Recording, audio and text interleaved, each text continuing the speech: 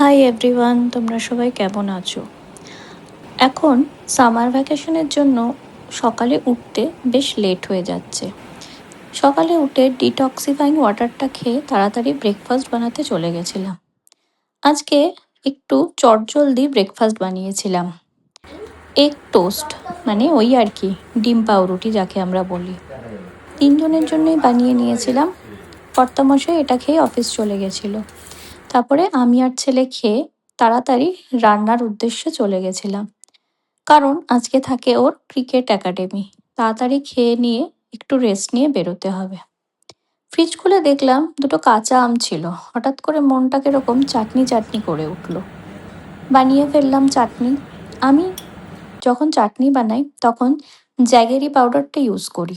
এটাতে একটা সুন্দর কালার আসে, আর চাটনিটা খেতেও একটু অন্যরকম লাগে। একটু ভাজা মশলা দিলে আরও ভালো হতো, বাট ভাজা মশলাটা শেষ হয়ে গেছিল। গরমে তো খুবই নাজেহাল অবস্থা। তো এর ফাঁকে একটুখানি বানিয়ে ফেলেছিলাম লেবুর শরবত। হ্যাঁ, লেবুর শরবতেও তোমরা জাগেরি পাউডার মিক্স করে দেখো, বেশ ভালো টেস্ট আসে। আমি এটা একটা ব্লগ থেকে শিখেছিলাম এবং ট্রাই করলাম, কিন্তু বেশ ভালো লাগলো। তারপরে স্নান করে নিজের জন্য খাবার বেড়ে নিলাম। শ্রীমানকে আগেই খাইয়ে একটু রেস্ট নেওয়ার জন্য পাঠিয়ে দিয়েছিলাম। তো যাই হোক, আমার ভিডিওটা তোমাদের কেমন লাগলো অবশ্যই কমেন্টে জানিও। চললাম, আবার আরও অনেক নতুন ভিডিও নিয়ে দেখা হবে। টাটা।